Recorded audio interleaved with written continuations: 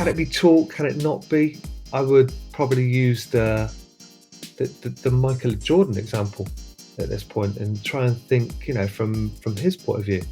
So he never made a basketball team in terms of in college, and was told by his coach, from what I believe, that he would only go if he came and practiced with him one-on-one, day in, day out, and he did that.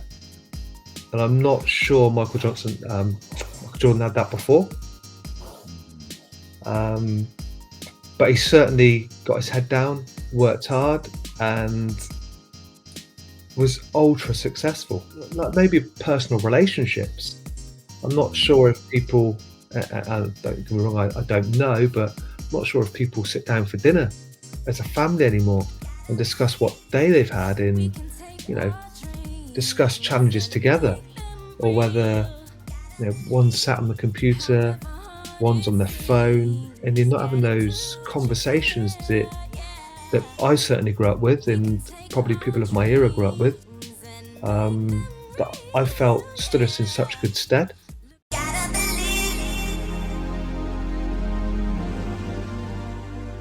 Welcome to the Shaping Champions podcast, a platform for discussion and exploration into what it takes to be a champion in life. We speak to athletes, entertainers, business people, and everyone in between about their journey and experiences, discovering the key ingredients needed to become successful at whatever it is you do. Please do subscribe to us at wherever you get your podcasts, and don't forget to follow us on Facebook and Instagram at Shaping Champions Podcast. Enjoy the show.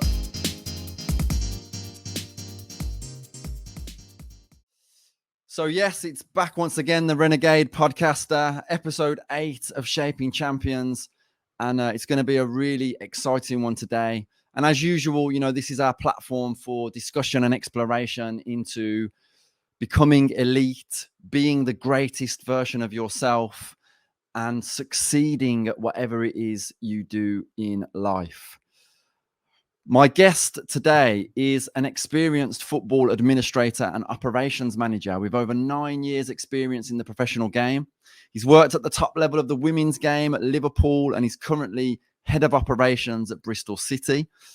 I invited our guest onto the podcast today, not only for his professional credentials, but also because of how passionate he is about developing people and helping them to reach their full potential. Gives me great pleasure to welcome to the podcast, Paul Metheringham. How are you doing, Paul? Hi, Jimmy. Thank you very much for your kind words. Fantastic to be here. Real pleasure. Oh, the pleasure is all ours for sure. So, Paul, I'm going to start where we usually do with this podcast. What does it mean to you to be a champion? It's a tough question to start off with there, Jimmy. How would you describe a champion? So for me personally, it's probably supporting others to sort of achieve their goals and objectives. So I think everyone has a purpose in life and everyone has something that they're working for. To be a champion at whatever level or whatever they would like to choose to do. And I see a champion as such is supporting that person to be able to achieve their goal in whatever it may be, whether it be relationships, whether it be work-based, whether it be general life. So that's how I would see a champion. Amazing. It's quite refreshing to hear such a selfless answer, and have you always had that sort of motivation, Paul, to help others? I think I was very fortunate in growing up. I had a very good grounding in terms of my parents, who I probably didn't realize it at the time. When you're going through your sort of teenage years, they helped me immensely. They were completely selfless, as were my grandparents before. And they did everything they could to make sure myself and my sister had the very best opportunities. And also with probably a friendship group of exactly the same. They were all very similar and all had very similar traits, and we all looked to help each other. Yeah, so a fantastic springboard, like a great platform. for sure. By the sounds of it. And Paul, I was looking through your sort of working history and all of your experiences, and you've held a variety of roles in different areas, including mentoring, operations, work in both ladies and men's football. What it made me think was, do you think it's increasingly important to have experiences in different realms nowadays? And how do you think that's aided your journey? I think it's really important to have sort of a diverse, probably knowledge or a diverse, probably experience going through things, because it shapes who you are as a person. And every experience that you go through, positive, negative, the challenges that we will have on a day-to-day basis, certainly shape you as a person. Certainly assist you and help you along your journey. And I would say a lot of skills will become transferable as you learn and as you go through. So every single skill that you pick up from all different facets of work life are all, really, really useful as you go on. Sure, yeah. And what are the biggest challenges that you face, Paul? Or if there was one that sprang to mind that you felt you learnt the most from?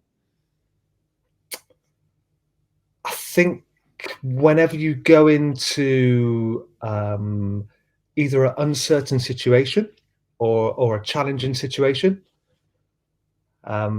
where I wouldn't use the word crisis, but there were challenging circumstances at the time.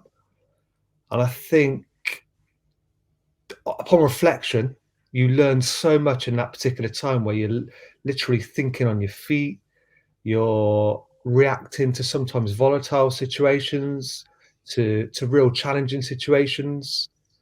I could probably think of a few off the top of my head where I've been put in quite challenging situations, but when you sit back and you reflect afterwards, they're fantastic learning experiences, and they really do help you and assist you along the way. And those lessons that you've learned from that point really do help you in the future. And was there one kind of trait or characteristic that you, upon that sort of reflecting practice or process, that you saw in yourself that you thought that was integral in that challenging situation? If I didn't have that trait or that ability, that characteristic, then things could have gone west. I think you always have to remain really calm um, in terms of your exterior. So it may be a case of you feel the pressure internally and you're trying to process something, but you need to remain calm, especially for your thinking and to process your thoughts at that point. Because if you react emotionally, I think you'll make very, very emotional decisions. So probably remaining calm under pressure is the real key at that point. To making really good decisions. I feel like I'm grilling you here already, Paul. But it's like I've asked one question and we've already gone down a really fascinating kind of rabbit hole that really interests me. So this will be the last one on this, I promise. But how do you remain calm? Then is there a certain approach? Is there a certain technique, psychological internal practice, or is it just experience? I think it does come with experience. I think you get better with experience. But I think practicing being in difficult situations, being exposed to difficult situations, and then working in terms of your own personal development. So not only being exposed to those really challenging situations, but also really reflecting on how you've done something, and sometimes even once you're reflecting, getting away in getting outside of probably the situation you've been into. So whether it be, say, for example, getting away out in nature and just relaxing and just processing your thoughts and talking through them with experienced people and learning from some very experienced people. So going and learning in very volatile situations, whether it be potentially a customer service environment, a restaurant where the pressure's really on you, maybe a prison service, behavioural unit, the emergency services, they're under pressure all the time, constantly. So yeah, just learning from the very best people and taking into consideration what they do. I love it. It brings me back to, or makes me think of, that whole kind of pressure is a privilege thing, and just how much development you can do when placed into those kind of situations and circumstances. Awareness was something that was coming up for me off the back of what you were saying. It sounds like there's a high level of emotional awareness around your kind of approach, perhaps.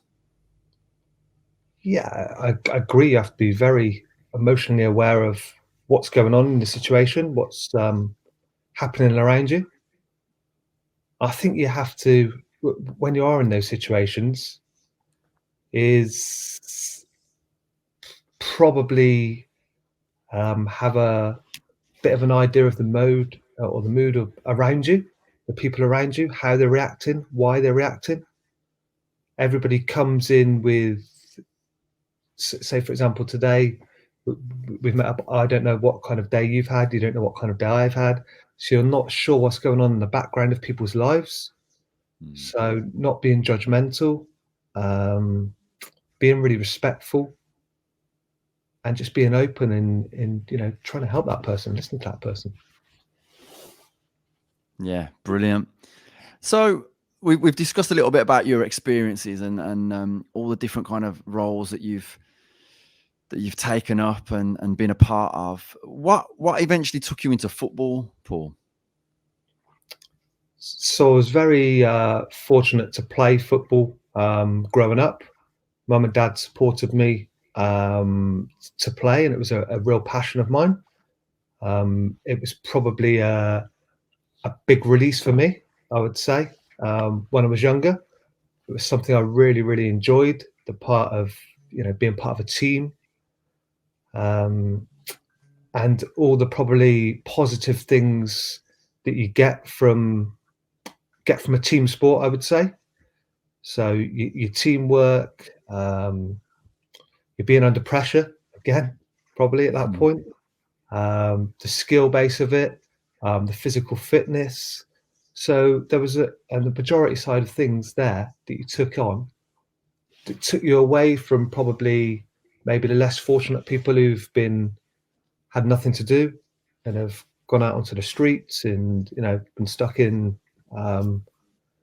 not being able to access those opportunities. So I feel I was very fortunate at that point to play football, and unfortunately, I did pick up a few injuries whilst playing, and I always wanted to stay involved in football, albeit coaching, albeit operationally.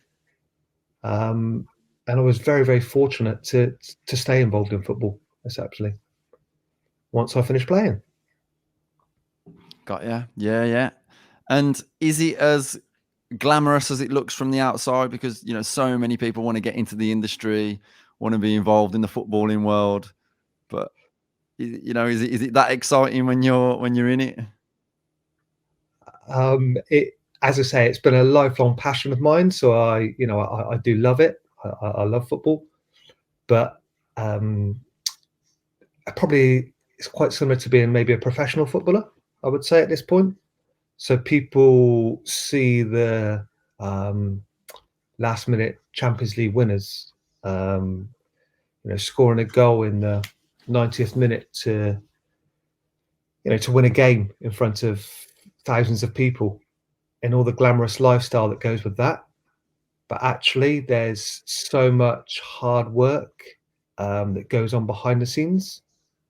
I'm very fortunate to work with some extremely dedicated people and have done throughout my career. So yeah, there are so many challenges that you probably wouldn't expect and that people don't generally see. They see 90 minutes maybe on a Saturday or Sunday, Monday, Tuesday, Wednesday, Thursday, Friday night, whatever it is now. But they don't see the hard work and effort that goes on behind that. So yeah, I would say it is a real challenge. And there's days when you are exceptionally challenged, but you really want to get out of bed and help people each day. And what does your role look like day to day? Sort of operations manager. Can you give us a little flavour, a little insight? Yeah, so day to day, I'll probably oversee everything off the pitch, I would say.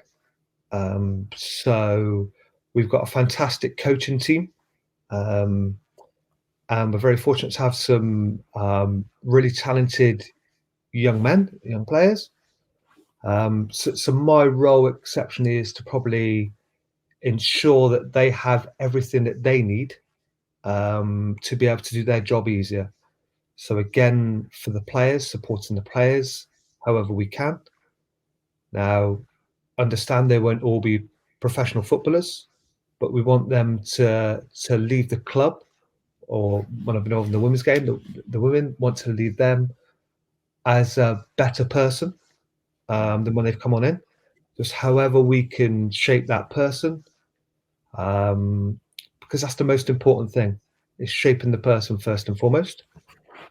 But yeah, overseeing anything from transport, kits, communication to parents, player registrations, anything from finance, management team meetings, multidisciplinary team meetings. So it's probably a varied range, from arranging fixtures, ensuring we've got match officials, just probably everything from there. No 2 days are the same by the sounds of it. No, I think you don't know what you're going to walk into, probably, as in most roles. Yeah. So what I'm really interested in, Paul, right, is where would you start on the journey of helping someone to develop personally? Like, is there a particular starting point, or is it completely dependent on the person that you're working with? So, for example, is there a system where you sit down with someone for the first time and say, right, this is where we're starting, and it leads from there? Or again, is it just completely up to, who that person is sat in front of you? It probably varies from person to person. Firstly, I probably would want to know their why they do things, why they do what they want to do, what their passion is, effectively. That's always a really good starting point for me. And some people really struggle to kind of find that or talk about that. So it's probably opening that up. Again, there is no one way to go into, because you may go into a conversation with someone who needs help or assistance in a certain area. So that area is never kind of easy to kind of find at first. So just finding that area and finding that niche to see how you can help that person. And do you find that when you speak to footballers about what their why is, that they're able to articulate that? Or do you tend to get answers along the lines of, I just love it, or, I just want to do it? Yeah, I think most footballers just want to be footballers. It probably sounds a bit of a niche, but yeah, footballers see one thing, or young people see one thing, or young players see one thing. They, just want to go out and play football. They don't realise that there is an alternative pathway, And I think that's something that you have to be really, really probably astute in processing with them, is to always talk about the alternative pathway, and whether it be probably from the very, very start when they come on in. Because the reality of football numbers and football players being professionals, you'll note that the percentages are so small. So it's really being honest and having honest conversations with them really early on, to try and prepare them for life without football. Because whether they leave after, whether they leave it under 12s level, or whether they leave after 50 professional games, or a full career after 10 years, the likelihood is they're going to have an alternative career, an alternative plan after that. Because hopefully we all live very long in enjoyable lives. So you need to prepare them for life outside that. Because I know the percentages of people leaving the professional game, in terms of where they go after that, is very, very challenging. Quite similar to the military, I believe. Yeah. And are you starting to see the fruits of, or I mean, maybe not even starting to see, but have been seeing for some time, the fruits of the shake-up in the academy system that kind of came in over a decade ago now, when the EPPP was introduced and the audit points and that kind of thing? I mean, what's your take on that, Paul? So I think the EPPP was a really exciting time for football, effectively. It was probably scrutinised, and you're now seeing probably a very different type of player that we were producing maybe 10, 15 years ago. You're probably seeing a very different game. There's a lot more sports science involved. Players are definitely of a different athletic probably makeup, I would say. And there's a lot more coaching involved, you would see. So the game is very, very different. I think probably from the success, maybe domestically, that you're looking at, there's been an awful amount of money sort of invested in that. So whereas probably 10, 15 years ago, you were looking at very limited staff, you now have a plethora of staff, basically, support staff, whether it be sports psychologists, whether it be education support, whether it be player care support, whether it be nutritional support, physiotherapy, sports therapists. There's, individually so many more different support networks, which is really exciting for the player. And I did a really terrible job of introducing that question, just calling it the EPPP. I mean, there might be a huge number of people out there listening to this who have no idea what I was referring to. So that is the Elite Player Performance Plan, right? And could you just give us a little flavour, Paul, of what that actually involves and what it entails?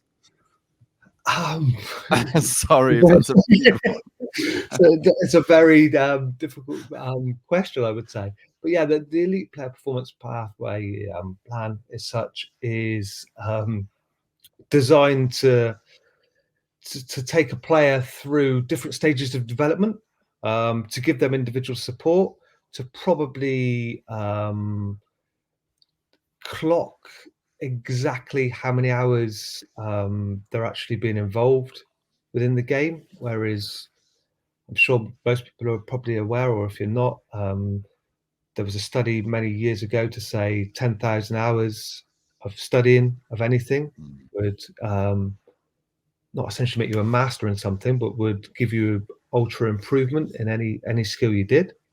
So by clocking the amount of footballing hours or contact time that players get, it's looking how many hours they will get on that player clock, how much exposure they'll get from sports science, getting all areas of development included, to hopefully make a make a person first and foremost, but hopefully make a better player from that. And how is the system of academy football at Bristol? You know, I mean, have you? I'm guessing that you have, but have you had to sit down and have difficult conversations with players, parents? You know, and how does that sort of unfold, and how do you deal with those kind of challenges? So I said it's probably difficult conversations every day. Mm. With players, with parents. Um, so we're very fortunate as a club. But obviously, there's different categories within the academy and in the Triple P. So that goes from probably category 1 down to sort of 3 or 4. Category 1 basically will be most of the Premier League clubs, which have an entourage of staff, whereas your category 2 and category 3 won't have as much funding and don't have as many staff. It doesn't say that they're any different or any more or less exposed, but yeah, they hold different challenges. So sorry I've got a bit off topic then, but to go back to your original sort of point and original question, yeah, difficult conversations happen each day. There's no best way to have these conversations Mm. that you find. I think being really honest as early as you can. So almost you're preparing the player. If you do your reviews right, so you would have a multidisciplinary review, an informal one every 6 weeks and a formal one every sort of 12 weeks. And if you're preparing the parents and the player right at each of those reviews, they will get an understanding of where they are. So as I say, as soon as they come on in, you're preparing them for the exit. You're preparing them for an alternative pathway. You continually be honest and consistent at reviews to hopefully prepare them for those eventual conversations. But there is no easy way. It's making them probably hold the decision, and some people may want a face-to-face communication. Some people prefer to have the news in their own home. So it's working around with the player and supporting them through their alternative pathway, because it is a really challenging conversation. And Mm. I've not met one person within the game yet that enjoys those conversations. Hmm. But they've gone in it to develop young people, and they've gone in it to help young people. So they just really want what's best for the young person and their family. Sure. Yeah. And it sounds like you have to be accommodating, adaptable, flexible, and like you say, try and meet the needs of the player that you're working with, and um, I guess emotional needs, and um, yeah, bearing all of that kind of stuff in mind, I guess. Yeah, I think each individual person has completely different needs, completely different support, completely different backgrounds. Mm. Um, we're seeing probably, I think, more players now um, that have sort of more additional needs or more different needs than we've not experienced previously. So maybe not English is a first language for certain players, for certain parents, which brings its own challenges in terms of communication. I think everything's moved to a more digital kind of age where we communicate a lot digitally, whether it be via phone, whether it be via computers. And some people don't have access to that in their family home. And Mm. some people don't have access to football kit, football boots, which is where current club I'm at. We're very fortunate. We've got a sort of a hardship fund where we can support these players on a number of different ways. But yes, some people have split families, and that also brings more challenges as well. There's transport needs, and like where I am at the moment, as I say, we're very fortunate. We were able to help or assist as best that we can, and try and be as flexible and as adaptable to support the player at this point. I think what you're highlighting is that there are so many areas of consideration that I don't think people would even be aware of, that sort of come with this role and the kind of work that you're doing and the work that the academy does and the football club does. Just want to sort of talk a little bit about your work in women's football as well, Paul. So firstly, have you noticed through your experience that does the process of personal development differ between the genders, or is it predominantly the same? Good question. So when I was first involved in the women's game, it was part of basically the first professional league, or the format of the WSL. Right. And at that time, it was really growing, or it was almost starting out, I should say, probably. And at that point, teams were just beginning to go professional. But we had a number of women at the time, and girls, obviously, coming up through the sort of the younger age groups in the academy systems, that had full-time jobs, that had other jobs that were relying on, and they found it a real challenge to sort of leave their full-time jobs or a real stable income at that point to go and probably take or looking at taking a pay cut, come and become involved in that, which is like I'm really thankful the women's game has grown beyond all expectations, which is fantastic to see. So yeah, you were probably giving slightly different advice to women at the time, but it certainly has grown, and that's really exciting to see, especially with the attendances, the standards, the investment. So yeah, that's a real positive. But yeah, there were different, certainly different challenges in the women's game than there were in the men's game. And so, am I right in thinking that you were general manager at Liverpool Women's? That's Is that right? correct. Yeah.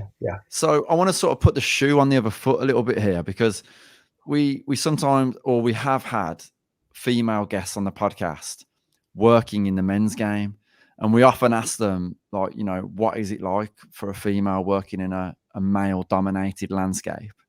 So what was it like for you, Paul, going into the female field and as a male, and especially something that was really new and fresh and just getting started up? So I think it was a really exciting role at the time. Almost being given the opportunity to potentially shape the women's game going forward, and also predominantly start up and try and grow a football club, because a lot of clubs were in their very infancy, and that was really exciting. But yeah, there was certain challenges in terms of going into the women's game. But it was something I thoroughly enjoyed, and something like the experiences that you got through that, and the challenges you had, I think really shaped you and helped you learn, helped you understand as well their challenges that they had, maybe. And they, as I said, they were very different challenges from sort of the males game. Was there anything that you did take away from that period of time? You know, any sort of one nugget that you were like, wow, that's a real gem, and that's going to serve me well as I move forward. I think I took so much from it. Yeah. Like, yeah, I'm just trying to think of one real one that would probably stick out. I think when I first moved to Liverpool, effectively, um, and I think within the space of maybe 2 or 3 weeks, we were coming towards the end of one season, and within 2 or 3 weeks, the manager had left or had announced he was going. A number of players were going. Physiotherapy, the physiotherapist was on her way. She was going. Yeah, so there was so many changes over such a short period of time. I sort of walked into thinking, "What have I walked into here?" Uh, but I think that's the challenge of a football club. They are ever evolving. They are ever challenging, and yeah, you do tend to find that once maybe a staff member leaves, they tend to take a number of staff or a number of players with them, especially with such short contracts in the women's game, which were very different probably from the men's game. Sure. So I was having a conversation with my partner last night, who's a secondary school teacher, and you know, I've got a background of working with young people as well, sort of extensively, and we were just discussing the challenges that young people are facing in this day and age, and it was the list just went on and on and on. You know, it brought me to this question I'm about to ask you now, I guess, which is, what are the biggest challenges that you see facing young aspiring sports people, or the one biggest challenge if there is one? See, there's a number of different challenges that probably we faced from sort of growing up. Everything now is probably sort of judged or done on a phone. So, say for example, I'm fortunate to have some young nephews and younger cousins, and they're constantly up on technology. Hmm. So everything they do is glued upon technology, and they're constantly checking their phone for likes. Everything is social media based. Everything is image based. So people are more concerned about how they probably appear with filters and parts and that, than rather than concentrating on probably I wouldn't say the real world, but Mhm. yeah, just like maybe personal relationships. I'm not Mm. sure if people, don't get me wrong, I don't know, but I'm not sure if people sit down for dinner as a family anymore and discuss what day they've had and, you know, discuss challenges together, or whether, you know, one's sat on the computer, one's on their phone, and you're not having those conversations that I certainly grew up with, and probably people of my era grew up with, that I felt stood us in such good stead through the time. And I think, whereas, and again, don't get me wrong, but when you went to school, or when you were out, there was a time when you could just come home and switch off and not have to think about things for the rest of the day. But now we're constantly in a environment, or you can expose yourself to an environment, certainly, where people are constantly on at you, constantly. Say, for example, if people are being bullied, they can't get away from it because it's on their social media. They're constantly thinking about that and constantly being harassed potentially. So that's a real challenge, and I think we've probably got a number of people who now are involved in maybe physical and more um, emotional health kind of challenges, I would say, as we go through. Yeah, I think you're so right. Really resonates what you're saying, Paul. Particularly that sort of state of stimulation that young people can get caught in, and it's constant, it's never ending. There's not an off switch. And it really interesting you mentioned that about sitting around the table. I always sort of remember that as kind of like a safe battleground in a way, because you could have debate and you could challenge each other, but you always knew it was all going to come back to a nice kind of sensible place. And yeah, I'm just not sure that young people have access to as much of that, certainly from what I'm seeing. Just last few questions really before we wrap up. You look like you've had a busy day, Paul, to be fair. Bless you. It's really kind of you to come and take the time out to speak to us. But I don't want to keep you well into the night. But what are the commonalities that you see amongst academy players that thrive and excel? And when I say commonalities, I mean like perhaps personal attributes as opposed to technical or physical ones. I think the initial one for everybody is probably hard work. You give absolutely everything in every training session to improve, to be better, to be a student of the game effectively, to learn from others, to listen to advice. They tend to find that those are the players that will get on, that practice, practice, practice. That makes a huge difference in their development, I would say. Can you teach young players that? Is that coachable, or do you find that is intrinsic? Good question. Is it intrinsic, or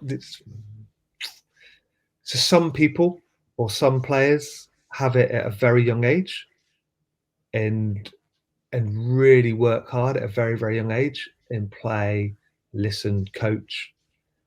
And then you'll find other players that it takes a little longer to probably adapt.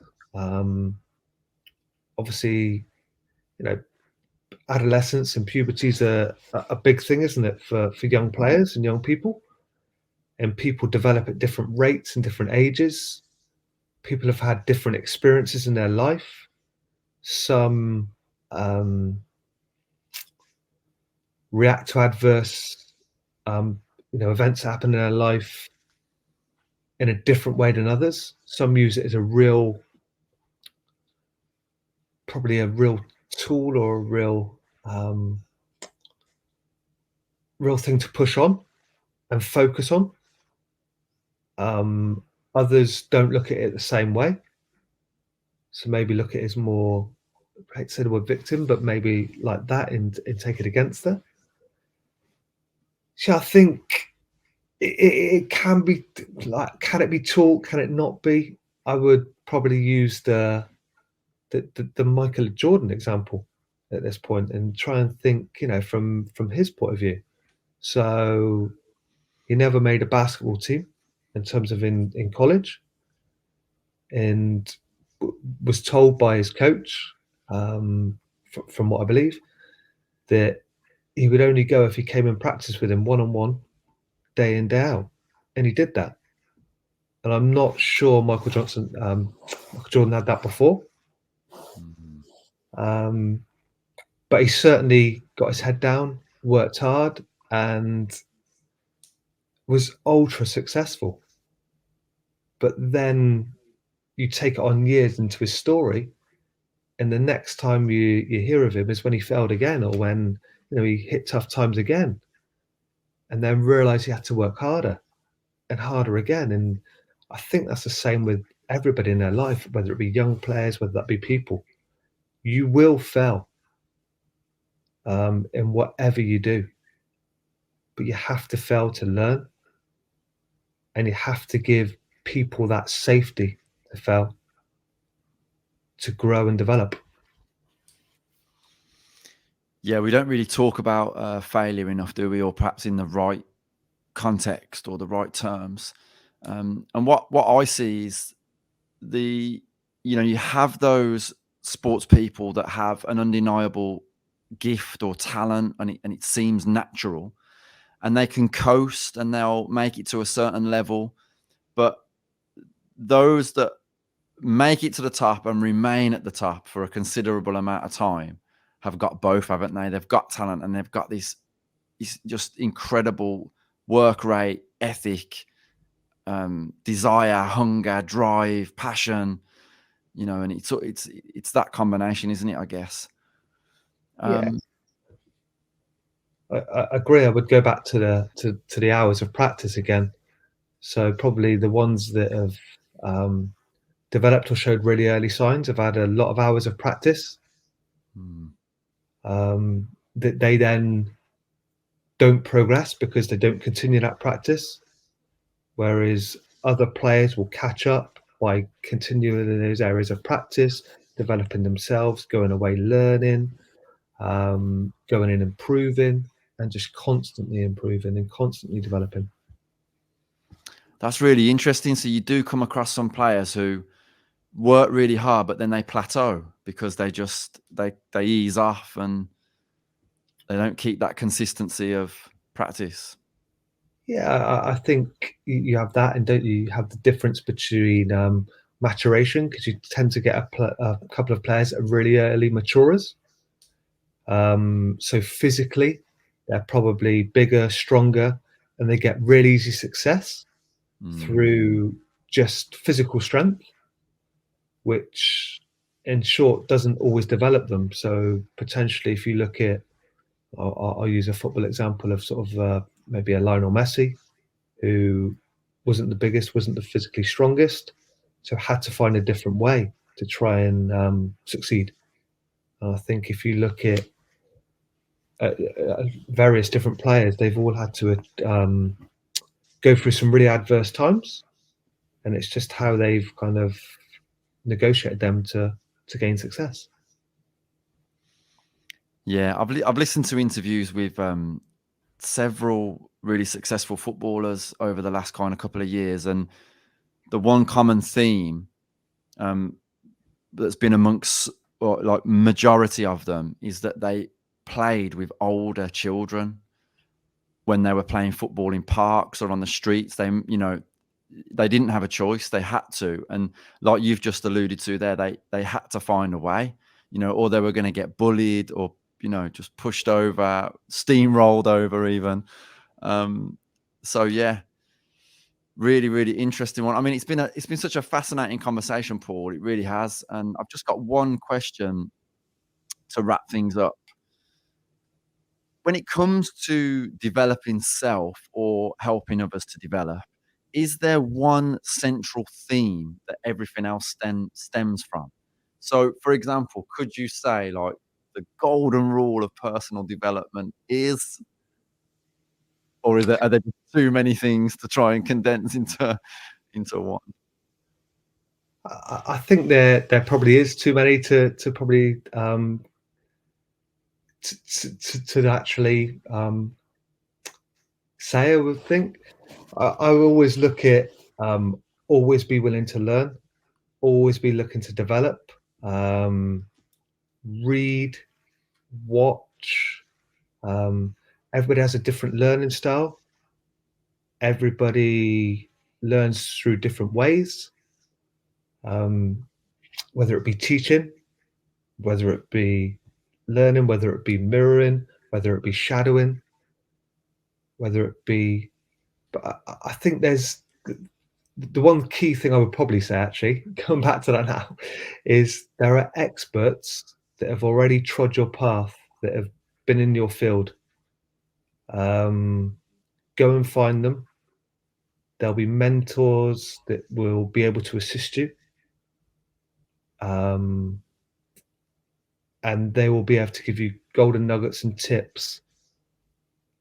But essentially, you'll find your own way. So you'll pick probably the best tips from certain people and go and find your own way. Love that. It's a fantastic way to wrap up the conversation. It sounds like curiosity is perhaps a key word in all of that. Paul, it's been fabulous to have you on the podcast. Where can people connect with you if they want to, or reach out to you if they want to ask any questions, or maybe, just contact you in general? Yep. So upon LinkedIn, is probably the best way to contact me. Again, if anyone has any questions, I'll be really happy to answer anything. If there's any way I can help anybody, again, from my experience, I'd love to be able to do that. Amazing stuff. Thanks ever so much again, Paul.